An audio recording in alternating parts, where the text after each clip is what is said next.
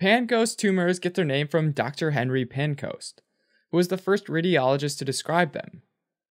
These tumors are classified as Pancoast tumors because of their location in the lung apices, rather than on the type of lung cancer they emerge from.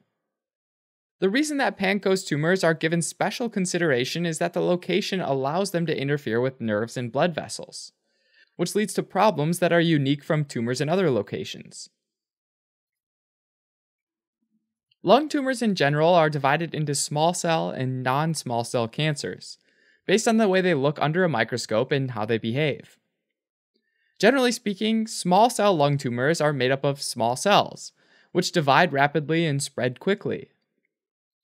And non-small cell lung cancers, which should probably just be called large cell lung cancers, have large cells that divide and spread slowly. As it turns out, the majority of Pancoast tumors are non-small cell lung tumors, but a few are small cell lung tumors as well. Most of the time, the signs and symptoms of Pancoast tumors result from the tumor creating local inflammation and swelling and pushing up against nearby nerves or blood vessels, which disrupts their function, and this phenomenon is known as mass effect. In some instances, there's tumor invasion, which is when tumor cells penetrate and grow directly into surrounding structures. Now, at the first thoracic nerve root, or T1, you've got some sympathetic nerves that supply the head, neck, and eyes. This point is super close to the lung apices, and so it's susceptible to compression or even invasion from a nearby Pancoast tumor. Normally, these sympathetic nerves help to dilate the pupil, raise the eyelid, and help stimulate the sweat glands. If a Pancoast tumor pushes on or invades these sympathetic nerves, it can cause miosis, a small or constricted pupil, ptosis, a droopy eyelid, and anhidrosis, a failure to sweat. Together, this triad of symptoms is called Horner syndrome and happens on the same side of the face as the nerve that's affected.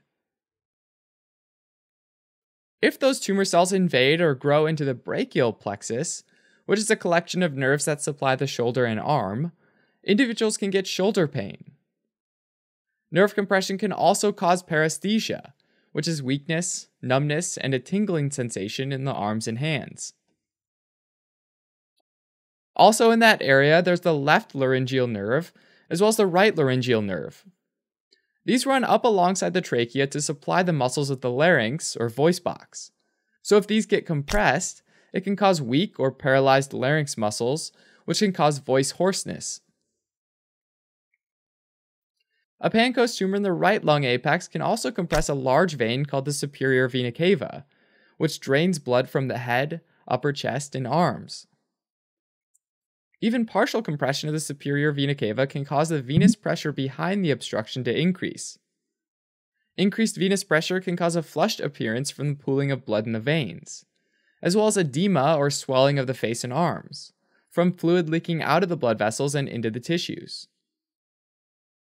The decrease in venous return of the blood to the heart also means that less blood's getting pumped to the lungs, leaving individuals feeling short of breath.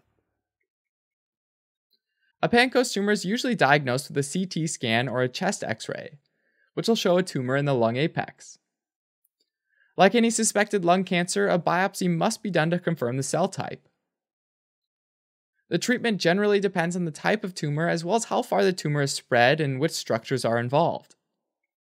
If it's really close to an important nerve or blood vessel, then radiation or chemotherapy might be done to help shrink the tumor and make it easier to remove surgically. Alright, as a quick recap, Pancoast tumors describe any lung cancer that has a mass in the apices of the lungs. From this unique location, a tumor can compress or invade nerves, causing Horner syndrome, shoulder pain, and voice changes. And it can also compress blood vessels like the superior vena cava, which can cause facial flushing.